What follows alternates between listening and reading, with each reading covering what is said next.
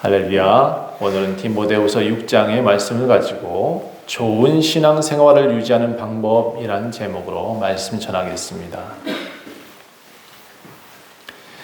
여러분, 제가 살아보고 또 아직 어리지만, 여러분보다 어리지만, 제가 시간이 지나면서 하나님 앞에 항상 엎드려 있으면서 알게 된 한 가지 사실입니다. 여러분, 하나님만으로 족하실 수 있으면 참 행복입니다. 하나님만으로 다른 모든 것들을 다 누려봐도 결국 하나님만 찾을 수 있다면 그 사람은 가장 큰 행복인 것 같습니다.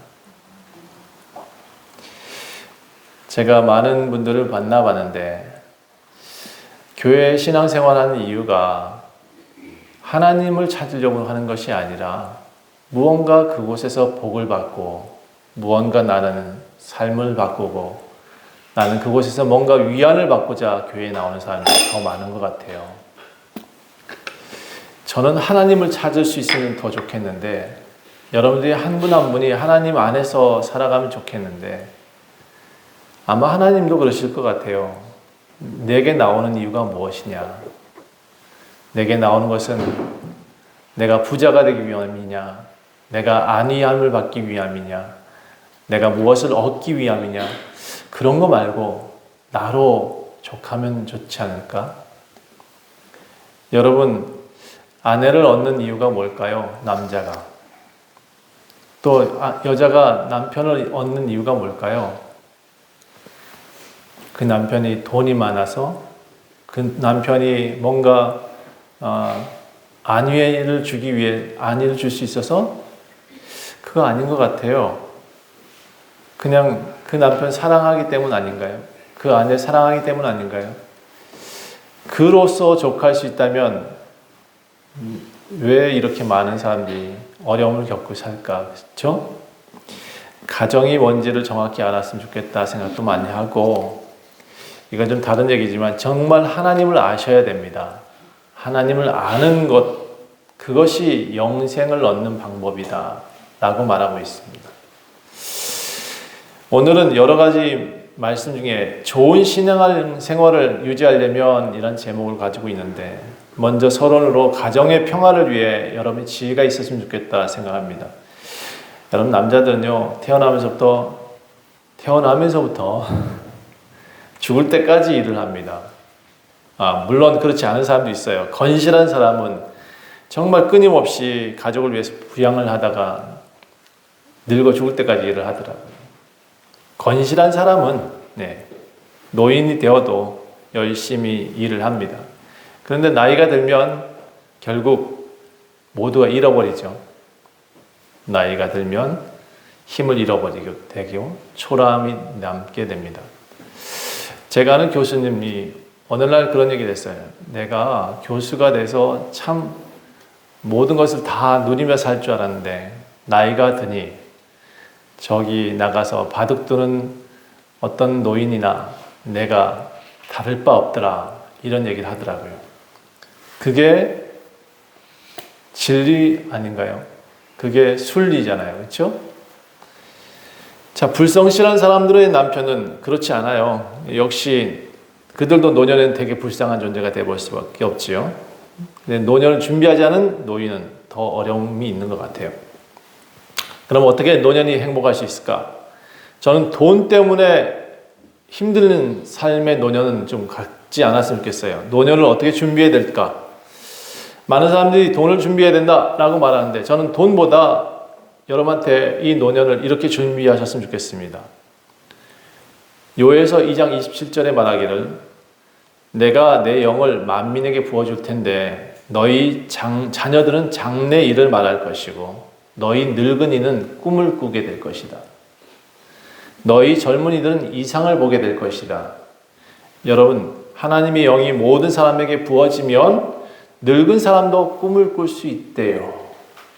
그럼 여러분 어떤 노인의 모습으로 살아야 되냐? 따라합시다. 꿈꾸는 노인. 꿈이 없어서 죽는 거예요. 제가 보니까. 꿈이 없으니까 빨리 늙는 거예요. 그럼 여러분한테 제가 줄 수 있는 것 하나는 하나님의 영이 여러분에게 임하시면이라고 전제되어 있어요. 그러면 여러분도 꿈꾸는 사람이 될 수 있다라는 거예요.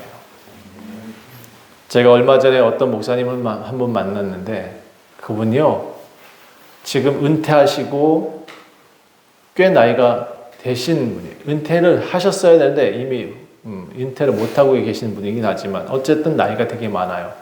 그런데도 그분은 앞으로 커피 사업을 좀 준비하겠다 이렇게 얘기를 하세요. 언제 생명이 끊어질지 모르는 그 어르신도 꿈이 있더라. 저는 그 목사님이 참 역시 하나님의 사람이어서 그런가 끊임없이 남기려 하는 거구나, 무엇인가 젊은 사람들한테 좋은 것을 남겨주려고 저렇게 일을 하시는구나 라는 생각을 해봤습니다. 성경이 이렇게 표현하고 있어요. 여호와의 크고 두려운 날이 이르기 전에 해가 어두워지고 달의 빛이 핏빛같이 변화되기 전에 누구든지 여호와의 이름을 부르는 자는 구원을 얻을 것이다. 제가 또 하나 노인들에게 주고 싶은 꿈이 하나 있습니다. 내가 죽어지는 것, 그것이 꿈이 아니라 하나님이 꿈이 됐으면 좋겠습니다. 하나님을 알아야 돼요. 노인이나 젊은이나 하나님을 알아야 돼요. 그리고 하나님의 이름을 부를 수 있어야 돼요. 여러분, 하나님의 이름이 꿈이 되었으면 좋겠고 여러분의 소망이 되었으면 좋겠습니다. 너무 제가 머릿속에 많은 게 들어있는데 한 가지로 설명하기 정말 어려운 것이, 여러분, 사람이 태어나서 죽을 때까지 가장 큰 소망이 무엇이냐? 부자 되는 게 아니라는 거예요. 잘 사는 것도 아니라는 거예요. 다 누려보고 다 보는 것도 아니라는 거예요. 뭐냐?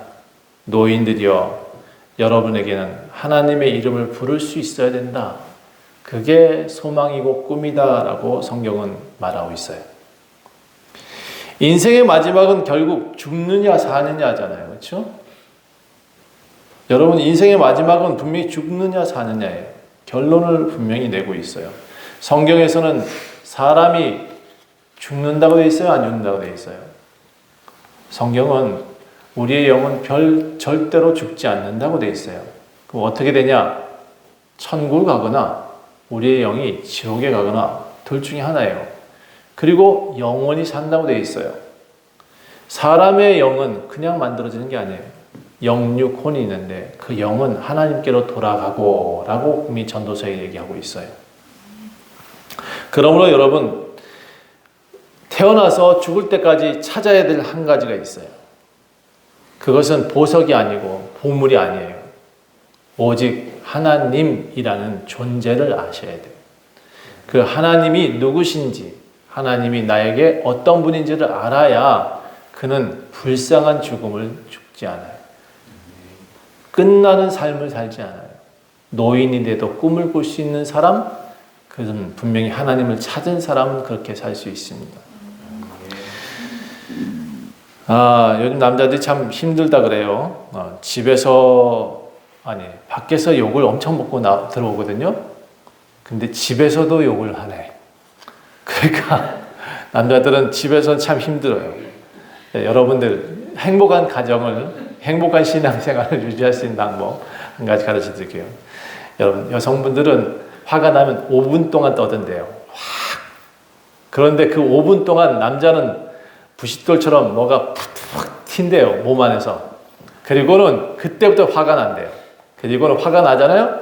30분 동안 화를 낸대.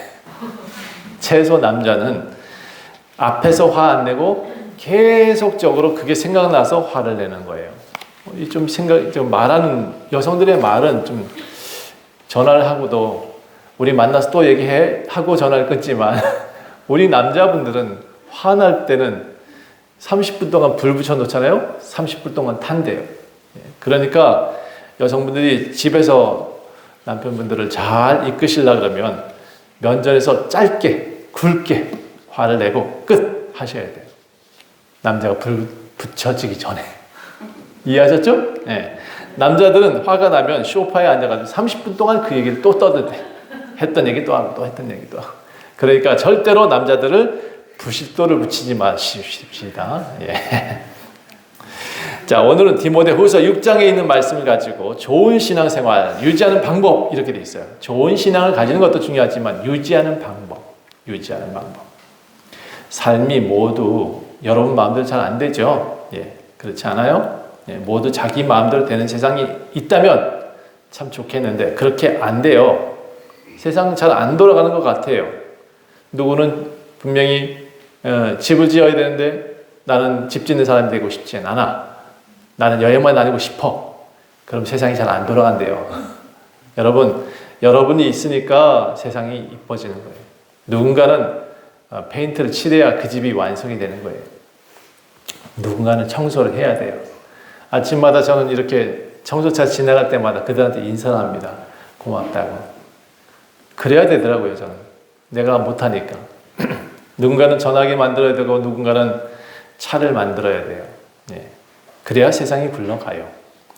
각자 자기가 원하는 삶을 살지 못한다 해도 모든 것을 박차고 새롭게 시작해 본들, 여러분 살아본 어른들이 공통적으로 하는 말, 거기서 거기다. 그러니까 열심히 그 일을 맡아서 잘 하자, 이렇게 말하고 있습니다. 저는 교회도 마찬가지인 것 같아요. 우리 교회, 내 교회, 저 교회 다 소용없어요.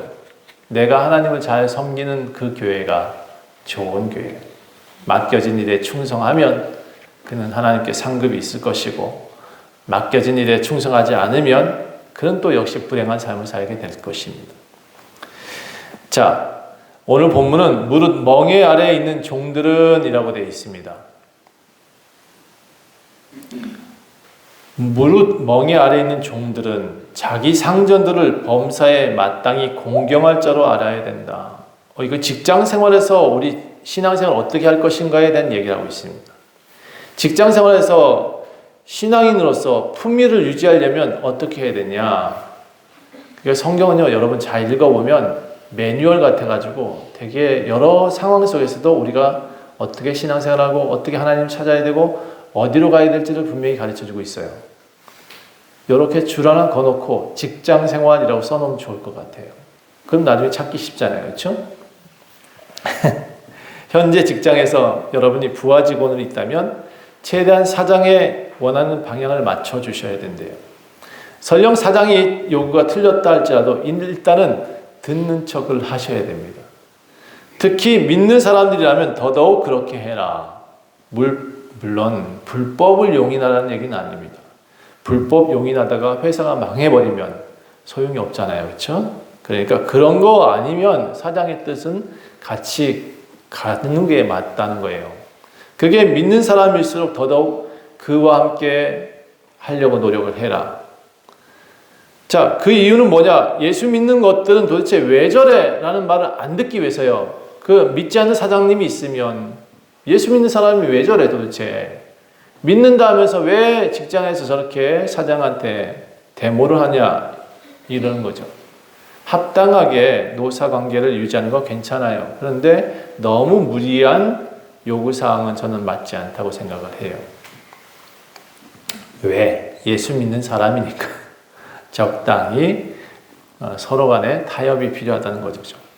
자, 오늘 본문은 또 예수 믿는 사장이 있을 때는 더더욱 그 사장도 그렇게, 또는 믿는 사람이 서로 관계가 있을 때는, 그러니까 사실은 이제 종이라고 예전에 이제 보면 종도 예수 믿는다고 하는 입장에 서다 보니까 다 형제라 부르거든요. 형제라 부르게 되니까 이게 상하관계가 다 없어지는 것처럼 느껴지잖아요. 그런데 그럴수록 더더욱 질서를 지켜서 그를 높여라, 이렇게 성경은 표현하고 있는 거예요.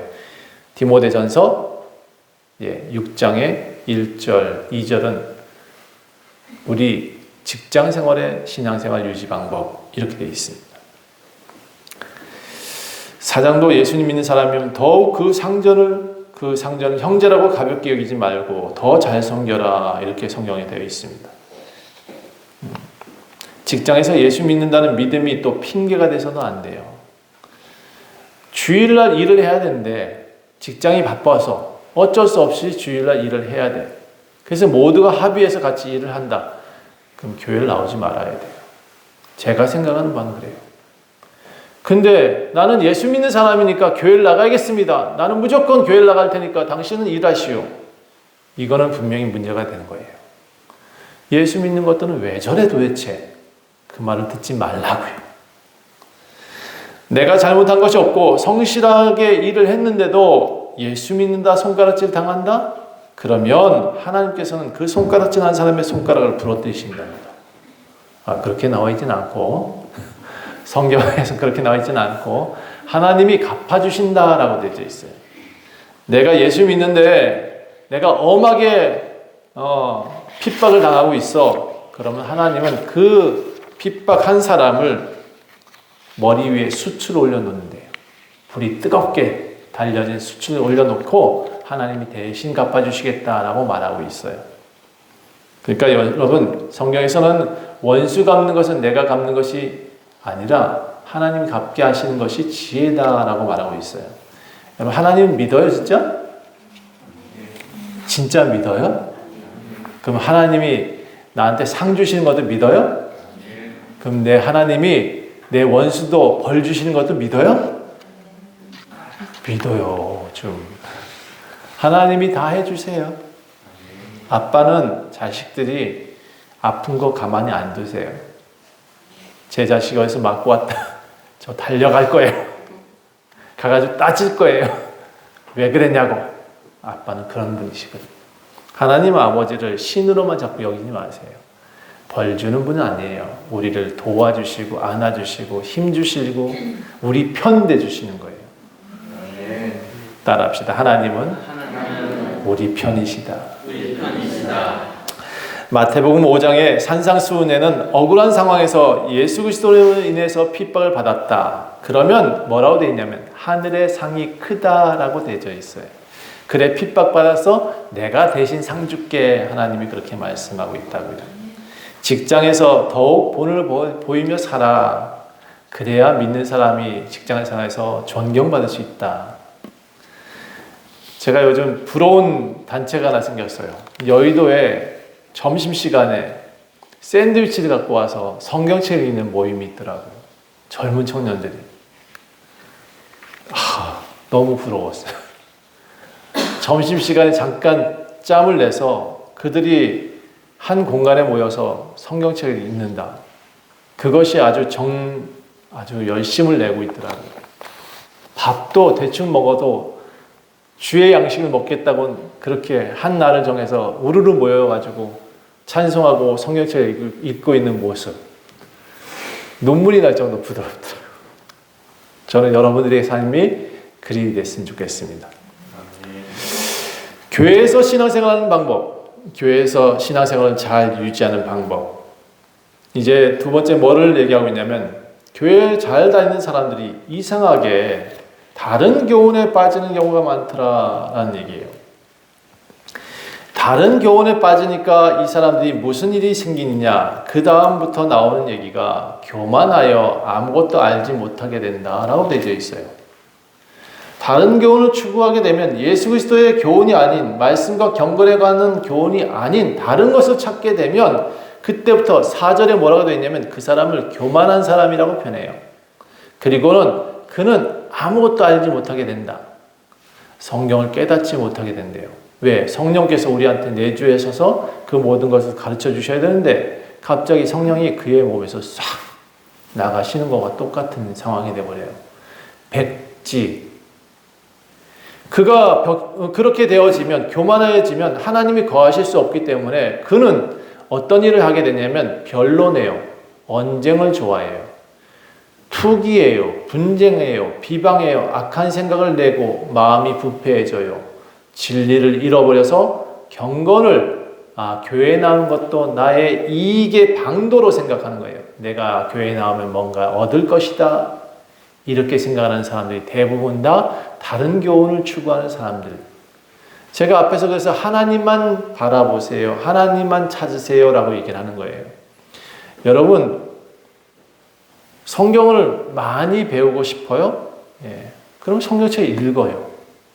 그리고 하나님의 말씀을 찾아서 정리해 봐요.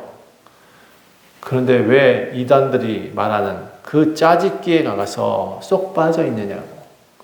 그것도 말도 안 되는, 개미가 어떻게 나무가 되냐고요. 걔네도 그렇게 말하고 있어. 소뚜껑이 어떻게 심판되냐고. 이상하게 짜맞춰가서 교회도 비판하고 목사님도 비판하는 그곳에, 왜 비판하는 자로 가고 싶어서 그곳에 가나. 변론하게 되고 언쟁 좋아하게 되고 투기하고 분쟁하고 교회에서 비방하고 악한 생각을 내고 그 마음이 부패해지고 진리를 잃어버리게 된대요. 그러니까 다른 교훈 찾지 말아요. 오직 예수 그리스도 따라합시다. 오직 예수 그리스도. 그 외에는 다른 이가 구원 주는 이가 없으니까. 성경에 분명히 그렇게 나와 있어요. 원주에 살다가 지금 다른 지역으로 간 어떤 자매가 저한테 자꾸 연락이 옵니다. 그가 교회를 찾으려고 여러 군데 돌아다니면서 못 찾고 있나 봐요. 원주 좋은 교회를 좀 알았다고 더 좋은 교회를 찾고 싶은 거예요. 그런데 못 찾고 있어요. 그러니까 갈급함이 있으니까 저한테 문자를 했어요. 목사님, 기도원을 갈까요? 부흥회를 좀 참석해 볼까요? 이 신앙적인 갈급함이 너무 커요 라고 말하길래, 그래서 제가 이렇게 말했어요. 내가 오래전에 기도원도 많이 가보고 금식도 많이 해봤다. 기도원 톡을 해서 불빛 하나 없는 곳에서 소리쳐서 기도도 해봤다. 그런데 나는 그곳에서 하나님을 찾은 적이 없다. 저는 그렇게 얘기를 했어요. 그렇게 답장 보내고 여러 가지 질문이 왔다 갔다 하면서 결국은 자기가 찬양 신학교를 갈까요? 라고까지 얘기가 나오는데, 그래, 찬양을 하면 됐지 왜 찬양 신학교까지 가서 찬양 사역자가 되려 하느냐. 전 그런 생각까지 얘기를 했어요. 여러분 찬양하면 찬양 사역자 아닌가요? 우리 이지민 자매 여기 나와 찬양할 때 찬양 사역자가 아니던가요? 난 찬양 사역자로 보이는데. 여러분, 신학교 나와야 복음 전하는 거 아니에요. 신학교 나와야 찬양하는 거 아니에요. 다른 거 찾는 거예요. 제가 보기엔 그 친구도. 다른 거 찾지 말아요. 예수 그리스도만 찾으면 돼. 저는 성경을 읽으면서 내게 원하시는 하나님이 원하시는 그것을 알게 됐어요. 저는 원주에 와서 하나님을 찾은 것 같아요. 도리어. 저는 이 성경책을 누가 가르쳐주지 않는데 계속 읽게 되었고, 그 성경책에서 하나님이 원하시는 내용을 알게 됐어요. 내가 어떻게 목회를 해야 되며 어떻게 방향을 가지고 가야 되며 목회자로서 무엇을 해야 되는지를 성경을 통해서 저는 분명히 알게 됐어요. 누가 가르쳐주는 것이 중요한 것이 아니라 여러분 진짜로 성경을 읽고 있느냐가 중요한 거예요. 그래야 하나님을 찾을 수가 있어요. 내가 찾고자 해야 찾아지는 것이지 누가 가르쳐준다고 해서 그 하나님이 찾아지는 게 아니에요. 히타를 좀 틀어주세요. 좋은 신앙인은 스스로 하나님 앞에 서는 사람이 좋은 신앙이에요. 여러분 이해가 잘 안 되나요? 따라합시다. 좋은 신앙인은 스스로 하나님 앞에 서는 것이다. 누가 끌고 가는 것이 아니고요. 스스로 하나님 앞에 서지는 것이 좋은 신앙이래요. 목사님이 아주 명설교를 한다고 해서 그 사람한테 믿음이 들어가는 게 아니에요. 그 사람의 마음이 문이 열렸을 때 하나님이 그에게 들어가신대요. 내가 문을 열어야 하나님이 그 안에 거하실 수 있대요. 내가 문을 닫으면 정승 판서도 그가 아무리 원하지 않으면 못 준대요. 못 한대요. 자, 마태복음 5장에서는요, 마음이 청결한 자는 하나님을 본다라고 되어 있어요. 마음이 청결하다는 얘기는 무슨 얘기냐? 마음을 열고 그 하나님 말씀을 보려는 사람, 그 사람을 마음이 청결한 사람이라고 말하고 있는 거예요. 보고자 하는 자는 볼 것이요. 성경 그렇게 되어 있어요. 하나님을 보고자 하는 자가 본대요. 근데 나는 성경을 펼치지도 않아. 교회에 나와서 말씀을 들어도 시원치 않아. 왜 시원치 않아요? 내가 열지 않았으니까 시원치 않은 거예요. 어떤 사람은 어버버버 하면서 성경을 전해도 집에 가서 무릎 치고 그러는데 그 말씀이었구나. 집에 가서 그래도 하나님 말씀을 깨달았다라고 한다는 거예요. 여러분, 마음이 열린 사람은 다 하나님을 본다. 이제 3절에서는 교회에서 신앙생활 실패에 또한 이 이야기가 나오는데 3절 이후에 투기하고 불평하고 비방하고 악한 생각하고 이런 사람들은 다 교회에서 신앙생활 실패를 한대요. 목회자가 아무리 좋은 말을 해도 그 사람의 귀는 닫혀져 있기 때문에 그런 사람을 성경은 교만하다 또는 욕심이 있다라고 말하고 있어요. 자기를 채워주지 못하는 것은 목사님 문제가 아니라는 겁니다. 자기가 채워지지 않는 것은 누구의 문제래요? 나의 문제는. 여러분, 앉아있는 사람이 열지 않고 있으면 아무리 좋은 명설교회도 들어가지 않는다는 거예요. 본문 6절은 자족하는 마음을 가져라. 그래서 여러분 스스로가 족한 마음을 가졌었을 때 그 마음을 가질 때 모든 것이 또 열린다는 거예요.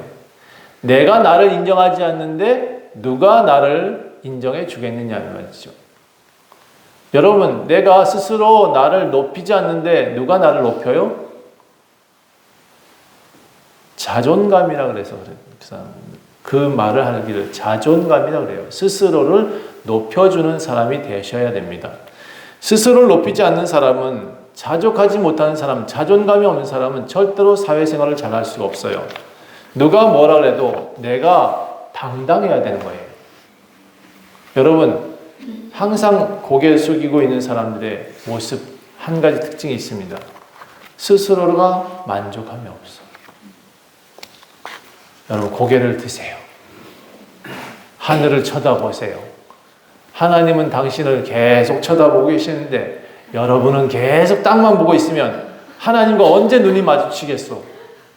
내가 만족하지 않으니 하나님이 보이지 않는 겁니다. 하나님을 향해 눈을 들어 주를 향해 나아가십시오. 교회에서 목사님이 다른 성도들과 가까이 한다. 그래서 나는 소외되는 것 같고 나는 말도 안 해주고 나는 세워주지도 않는다.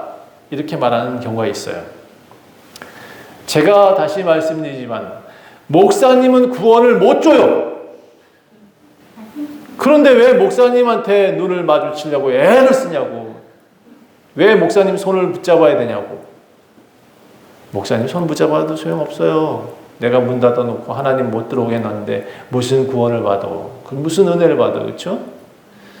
여러분, 다시 말씀드리지만 예수님께 사랑받으십시오. 목사가 손잡아주면 살고 장로가 손잡아주면 병드는 거 아니에요. 그렇죠? 장로 손잡으면 병이 낫는다. 성경 그렇게 돼 있어요. 차라리 장로 손을 잡으시오. 성경에 그렇게 쓰여져 있으니. 목사 손이 성경에 기록되어 있지도 않아.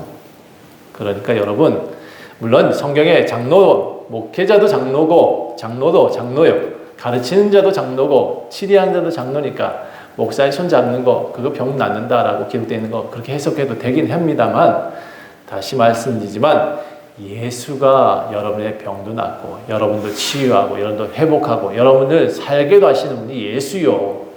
다른 일을 추구하지 마세요. 네. 목사님 눈 마주치지 않으면 나는 삐지고 목사님 눈 마주치면 집에 가서 방글방글하고 제발 그러지 말라고. 여러분, 저는 정말 그래서 목사님 눈 한번 마주쳐 보고 싶어요. 그럼 이제 예배 시간 끝나고 저기 제 앞에 앉으세요. 무조건 제 앞에 앉아서 눈 마주쳐 줄 때까지 저를 쳐다보세요. 그러고 싶다면 왜 그렇지 않냐고. 그렇지? 목사님 손 안 잡아줘요? 손 잡으러 와요. 좀 그럼 되잖아. 뭘 그렇게. 나는 잘 모르겠어요. 제가 지난주에 어떤 자매와 대화를 했는데요. 전도 대상자가 또 한 명 생겼어요. 저한테. 근데 그 사람의 말이 참 지혜로워서 제가 소개합니다. 여러 얘기를 하다 보니까 목사님 교회 성도님 참 좋겠어요 라고 얘기를 해요. 왜요? 그랬더니 목사님이 한 사람 한 사람 손 다 잡아줘서 기도할 수 있잖아요. 그 사람이 이름 불러줄 수 있잖아요. 큰 교회 가니까 이거 그 목사님들이 그 사람들이 손도 못 잡아주고 이름도 못 불러주더라고요. 작은 교회 목사님은 매일 한 사람 한 사람 이름 부르며 기도해 주지 않겠습니까? 뜨끔하긴 했더라고요. 그러면서 내가 그랬어요. 맞다고. 그게 작은 교회에 정말 좋은 것 아니겠느냐. 그 사람이 얘기했으니까 저도 맞다고 얘기해 줬어요. 작은 교회 그 사람도 이렇게 얘기했어요. 한 사람 한 사람이 귀하니 특별 대우하는 거 아니냐, 특별 과외 받는 거 아니냐 이렇게 얘기를 하더라고요. 참 이 친구 지혜롭다라고 말했습니다. 아니 얼마나 좋겠냐라고 하길래 그래 참 좋겠다. 정말 지혜로운 말 아닌가요? 저는 이 자매가 우리 교회에 꼭 왔으면 좋겠다 생각을 합니다. 저를 이해해 주더라고요. 그 순간 앉아가지고 저를 위로해 주더라고요. 전 그 사람 같은 사람들이 우리 교회에 있으면 참 목회가 행복할 것 같아요. 성경은 자족하는 마음이 있으면 경건은 큰 이익이 된다 이렇게 되어 있어요. 교만한 사람은 높아지기를 좋아하고 변론을 하기를 좋아한대요. 분쟁하고 비방하고 악한 생각을 하게 된다. 결국 부패해져서 그 사람은 불행해진다 이렇게 되어져 있습니다. 여러분 그러니까 여러분 스스로 교회 생활을 자족하십시오. 우리 교회 제일 큰 교회 아닌가요? 원주시에서 제일 좋은 교회가 어디 교회예요? 이거 진짜 업돼서 잘 봤네. 여러분 우리 교회가 원주시에서 제일 좋은 교회예요. 그렇죠? 네. 주여. 자족하는 마음이 있으면 우리 교회가 제일 좋은 교회예요. 근데 우리 교회 자꾸 이상한 것만 쳐다보려고 그래. 목사님은 왜 저렇게 키가 작아? 왜 목사님은 저렇게 그렇게만 생각하면 우리 교회가 자족할 수가 없다. 그렇죠? 여러분 좋은 신앙생활은 자족하는 거예요. 우리 교회를 만족해 주셨으면 좋겠습니다. 우리가 세상에 아무것도 가지고 온 것이 없으면 이 자족이라는 단어 뒤에 우리가 돈에 관련된 이야기를 해요. 또 이제 세상에서 어떻게 생활을 할 것이냐, 어떻게 신앙생활을 잘하는 것이냐에 대한 얘기로 이어지고 있어요. 좋은 신앙생활, 좋은 생활, 좋은 믿음의 사람들이 세상에서 사는 방법은 자족하는 거래요. 내가 가지고 있는 것, 그것에 만족할 수 있으면 자족이래요. 이거는 부자 되는 것 그런 관계가 아니에요. 돈 많고 적음이 얘기하는 건 아니에요.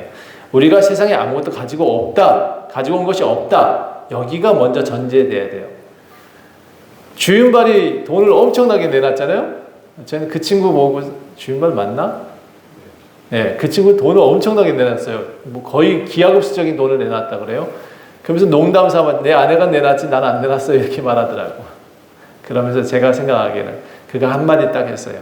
나는 아무것도 가지고 온 것이 없기 때문에 나는 아무것도 가지고 가지 않을 겁니다. 그 말이 성경에 있는 얘기거든요. 아무것도 가지고 온 것이 없으니까 아무것도 가지고 오지 못합니다. 그런데 내가 뭐 그렇게 많은 것을 추구하게 살겠습니까? 그래서 성경은 말해요. 우리가 먹을 것과 입을 것이 있으면 족한 것으로 여겼으면 좋겠다. 여러분, 이 사람이 부자가 된대요.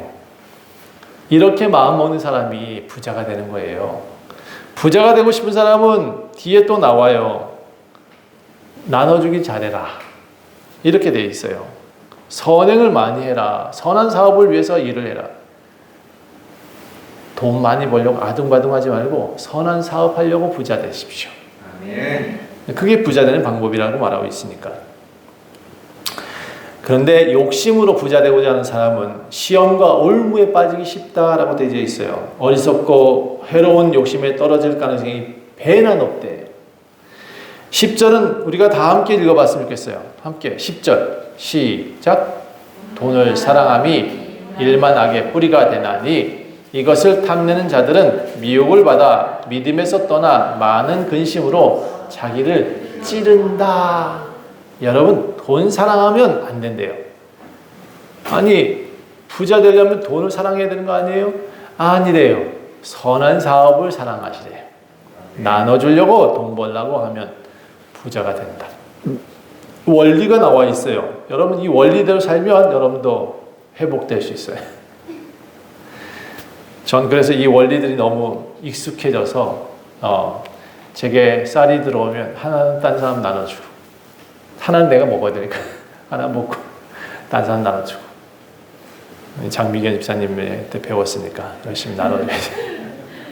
자, 그래서 성경은 결론을 이렇게 정의합니다. 오직 너 하나님의 사람아, 11절에 의와 경건과 믿음과 사랑과 인내와 온유를 따르며 믿음의 선한 싸움을 싸워라. 영생을 취해라. 다른 거 말고 영생을 취해야지 엉뚱한 거 추구하며 살지 말아라. 하나님을 추구하며 살아야지 뭐 내가 누구의 위치가 되고 내가 뭐가 되고 그게 뭐가 중요하냐고요. 내가 이 세대 부자들에게 명하여 마음을 높이지 말고 정함이 없는 재물에 소망을 두지 말고 오직 우리에게 모든 것을 후히 주사 누리게 하시는 하나님께 마음을 두며 선을 행하고 선한 사업을 많이 해야 하는, 그래서 나누어 주기를 좋아하며 너그러운 자가 되라. 이것이 잘 되는 방법이다 라고 되어 있어요. 장래에 자기 위하여 좋은 터를 쌓아 참된 생명을 취하는 방법이다. 우리가 결국은 영생 얻어야 되는 거 아니에요? 죽어서 하나님께 가야 되는 게 우리가 진짜 바라는 거 아닌가요? 교회 나오면 그냥 돈 많냐 지기를 바라는 그 사람은 어리석음이고, 내가 위치가 높아지고 하자는 그 명예욕은 어리석음이고, 결국 우리가 하나님께 가는 게 목적이잖아요. 돈이 많고 적으면 뭐가 있어? 뭐가 중요해? 선한 사업 많이 하면서 우리 그런 부자 됐으면 좋겠습니다. 자, 다른 것을 찾지 말라. 오늘 말씀 정리 좀 해볼게요. 예수 믿는 사람은 어느 회사나 직장이나 사장 잘 섬기고 직장 동료들 잘 섬기래요. 그것이 잘 사는 방법이래요. 또 교회에서도 교만해서 다른 교원 찾지 말래요. 이 교회에 자족하는 마음을 가지래요. 이 교회가 내 교회야. 이 마음을 가져야 돼요. 우리 목사님 말씀이 날마다 똑같은 밥 같고 똑같은 김치찌개 같고 똑같은 된장찌개 같아. 여러분, 그게 여러분 몸을 건강하게 만들어요. 가끔 나가서 먹을 수도 있죠. 뭐, 예. 기도원 가서 맛있는 밥 먹을 수도 있어요. 뭐 양식도 먹을 수 있고 그럴 수 있겠지만 날마다 먹는 집밥처럼 여러분을 건강하게 만드는 것이 없대요. 나를 살찌게 하는 것은 집밥이다. 잊으면 안 돼요. 다른 것을 찾으면 찾을수록 더 갈급해지고 더 몸이 나빠지는 거예요. 멕시코에 코카콜라 회사가 있습니다. 이 코카콜라 회사가 미국에 있다가 멕시코로 갔어요. 돈 때문에, 임금 때문에. 그런데 그 동네는 물이 좀 안 좋았던 모양이에요. 코카콜라 회사가 매일 콜라를 내니까 이제 물 대신 코카콜라를 밥하고 같이 먹기 시작했어요. 어떻게 됐을까요, 사람들이? 다 빵빵해졌어. 다 비만, 다 당뇨병. 그래서 수명이 10년씩 다 줄었대요. 통계적으로. 그랬더니 사람 중에 미국에서는 요즘 코카콜라 안 먹는 운동이 벌어졌어요. 안 먹으니까 살이 빠지고 건강해졌다는 거예요. 코카콜라가 톡 쏘는 맛이 있잖아요. 저도 가끔은 먹는데 매일 먹지는 않습니다. 매일 먹으면 성인병 온대요. 비만 온대요.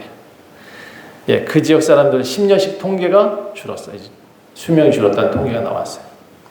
톡 쏘는 맛이 우리를 병들게 할 수 있어요. 신앙생활도 마찬가지입니다. 내가 마음을 열어야 하나님이 보이는 거지, 내가 성경을 펼쳐야 하나님의 말씀이 들어오는 거지, 내가 듣기만 해서는 되는 게 아니라는 거예요. 내가 하나님을 찾아야 된다. 마지막으로 우리 믿는 사람들은 돈 앞에서 눈먼 사람이 되지 마십시오. 11절에 말하기를 오직 하나님의 사람들은 교만해서 교만함을 피하고 돈 앞에 비굴하지 말아야 된다고 말하고 있어요.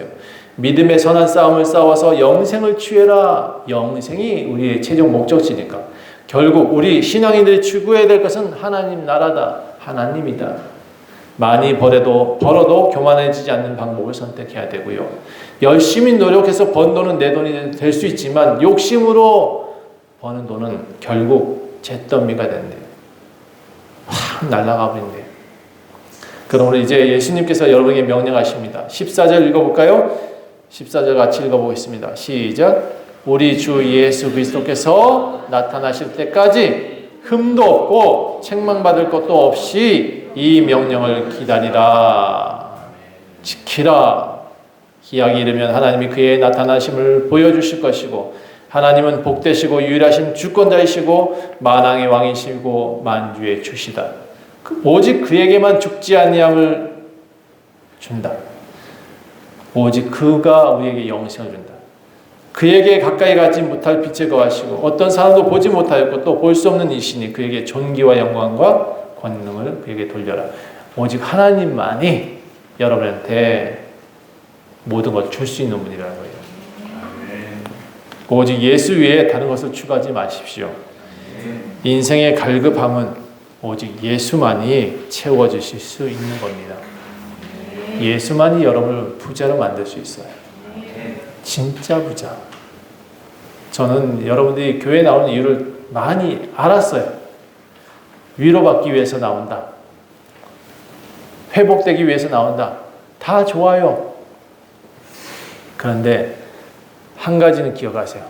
하나님을 못 찾으면 그건 다 소용없다.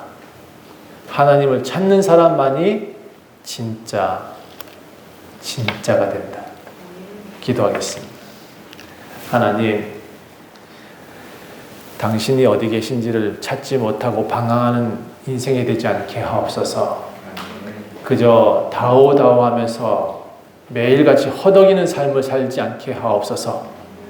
하나님께서 하늘에서 좋은 것을 주신다 하셨습니다. 하나님께서 주시는 그 만족함을 누리고 여유롭게 좀 살게 도와주시옵소서. 오늘 먹을 거 있으면 감사하고 내일 또 일할 수 있으면 감사할 수 있게 하옵소서. 그리고 무엇보다도 그 삶 가운데 하나님을 발견할 수 있게 도와주시옵소서. 하나님과 손잡고 가는 기쁨, 하나님께 기도하는 기쁨, 하나님과 함께 즐거워하고 찬양하는 기쁨, 그렇게 노래하며 살게 도와주시옵소서. 아버지를 찾은 아들이 행복한 것처럼 그런 아들로 살게 도와주옵소서. 원주 좋은 교회를 사랑하시고 더욱 하나님 은혜 베풀어 주옵소서. 감사드리며 예수 그리스도 이름으로 간절히 기도합니다.